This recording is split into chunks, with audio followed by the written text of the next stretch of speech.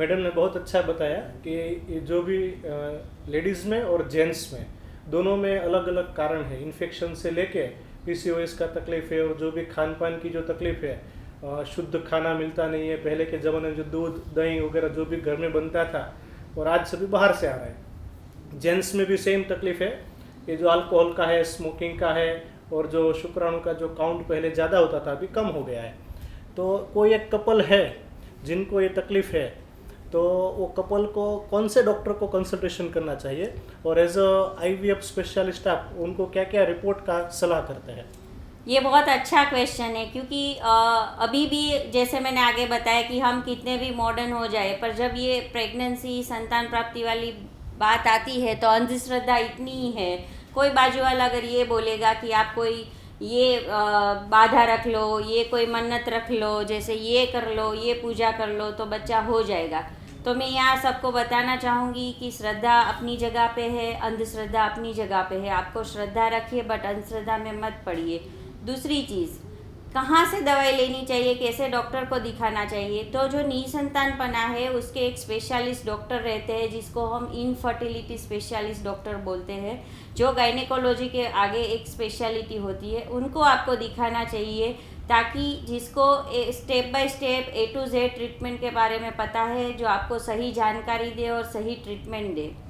अब हम आगे बढ़े तो जैसे कोई भी निसंतान दंपति हमारे पास आते हैं तो सबसे पहला जो रिपोर्ट हम उसको एडवाइस करते हैं वो है ट्रांसवजाइनल सोनोग्राफी, जिसमें हम योनि मार्ग के थ्रू स्त्री की बच्चादानी की सोनोग्राफी करते हैं, जिसमें हमें पता चलता है बच्चादानी कैसी है, अंडादानी कैसी है, बच्चादानी में कोई गठान है, कोई सूजन है, अंदर कोई पर्दा है, बच्चादानी छोटी है या बच्चादानी डबल है। मतलब काफ़ी सारे बच्चादानी के प्रॉब्लम होते हैं जिसमें प्रेगनेंसी रुकने में प्रॉब्लम होता है। ऐसे ही अंडादानी की तकलीफ़, जैसे जिसको हमारी भाषा में हम सिस्ट बोलते हैं कि पानी भर जाता है, किसी किसी को ब्लड भर जाता है जिसको हम चॉकलेट सिस्ट बोलते हैं। ऐसे ही किसी को पीसीओडी की तकलीफ़ होती है जिसमें अंडादानी बड़ी हो जाती है और बहुत सारे छोटे छोटे अंडों का भरावा होता है।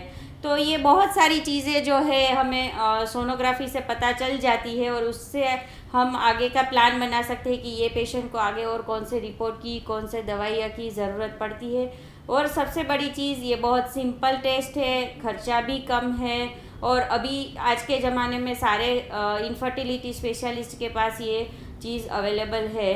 तो सबसे बड़ा रिपोर्ट जो पहला होता है वो ट्रांसवजाइनल सोनोग्राफी होता है। उसके बाद आता है, जैसे मैंने आपको आगे बताया कि निसंतान पने के लिए स्त्री एंड पुरुष दोनों जवाबदार है। तो दूसरा जो फर्स्ट रिपोर्ट होता है हमारा वो है पुरुष का रिपोर्ट, पुरुष के वीर्य का रिपोर्ट, उसके पानी का रिपोर्ट, जिसमें हम कीटाणु की मात्रा देखते हैं, उसमें जीवित कीटाणु कितने हैं, उसमें कोई इन्फेक्शन की मात्रा है कि नहीं, ये सब चीज़ों की जानकारी लेते हैं, क्योंकि ये भी संतान प्राप्ति के लिए बहुत इम्पोर्टेंट रहता है। अब यहाँ मैं दर्शकों को बताना चाहूँगी कि जो पुरुष का जो रिपोर्ट है उसके लिए जो रिक्वायरमेंट है, उसके लिए 3 से 4 दिन का गैप होना चाहिए। 3 से 4 दिन संबंध नहीं बनाना है, बाद में ये रिपोर्ट करते हैं तो हमें रिपोर्ट के बारे में सही जानकारी मिलती है, अदरवाइज़ रिपोर्ट गलत भी आ सकता है। और मान लो कि कोई एक रिपोर्ट में तकलीफ़ आती है तो निराश होने की ज़रूरत नहीं है, आप उसके लिए दवाई ले सकते हो, आप आगे का हार्मोन चेकअप वगैरह करवा सकते हो, और एक दूसरा रिपोर्ट भी आप करवा सकते हो और उसके हिसाब से आप फिर ट्रीटमेंट करवा सकते हो। तो ये हुआ सबसे पहला ट्रांसवजाइनल सोनोग्राफी। उसके बाद होता है सीमेन एनालिसिस रिपोर्ट या पति के पानी का रिपोर्ट जिसको हम बोलते हैं। फिर उसके बाद जो आता है बच्चेदानी की नली की जाँच। बच्चादानी की नली जिसको हम फेलोपियन ट्यूब बोलते हैं, वो एक ऐसी चीज़ है जो सोनोग्राफी से नहीं दिखती है, उसके लिए एक अलग से जांच होती है। तो ये सब चीज़ों की सबसे पहले हम सलाह देते हैं, उसके बाद हम आगे का ट्रीटमेंट प्लान बनाते हैं पेशेंट्स के लिए। तो मैडम ने बताया कि अलग अलग जो टेस्ट करते हैं, शायद सभी दर्शकों को तो वो समझ में आया कि बच्चेदानी का जो क्या है, अंडादानी का क्या है, वो सभी। लेकिन आपने जो बताया जो नली है फेलोपियन ट्यूब का, वो ओपन है या क्लोज है, खुली है या बंद है, वो आप कैसे टेस्ट करते हैं और कैसे उसको जान सकते हैं?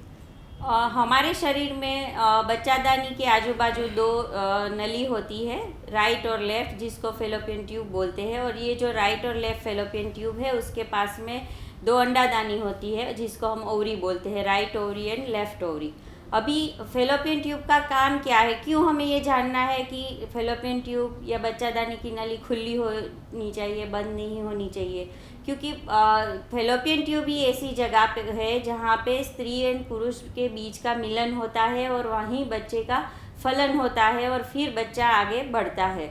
तो अगर मान लो कि ये नली बंद है तो स्त्री और पुरुष बीच का मिलन नहीं होगा और आगे बच्चा रुकने में तकलीफ़ होती है। तो उसके लिए स्पेशल टेस्ट होते हैं जिसका नाम है हिस्टेरोसाल्पिंजोग्राफी, सोनोसाल्पिंजोग्राफी और एक आगे एडवांस टेस्ट है जिसको हम लेप्रोस्कोपी बोलते हैं।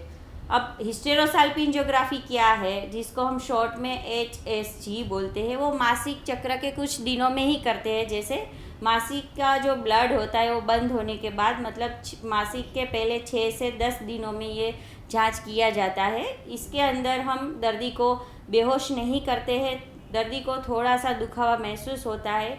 इसके अंदर हम योनि मार्ग के थ्रू बच्चेदानी के अंदर हम एक कैन्यूला रखते हैं और उसमें से एक डाई डालते हैं और ऊपर से एक एक्सरे जैसा फ़ोटो लेते हैं जिसमें हमें पता चलता है कि ट्यूब खुली है या बंद है। मान लो कि कभी कभी रिपोर्ट में ऐसा मालूम पड़ता है कि बच्चेदानी की ट्यूब बंद है, तो आगे क्या करना चाहिए? निराश हो जाना चाहिए कि आगे कुछ नहीं होगा? नहीं, उसके आगे आप लेप्रोस्कोपी से सर्जरी करा के अगर पॉसिबल है तो नली को खुलवा भी सकते हो और कंफर्म भी कर सकते हो कि ये नली खुल सकती है या नहीं खुल सकती, तो आप आगे का ट्रीटमेंट का प्लान करा सकते हो। क्योंकि काफ़ी बार कोई लेडीज़ में ऐसा होता है कि नली पूरी तरह से बंद होती है जिसको खोलना पॉसिबल नहीं होता।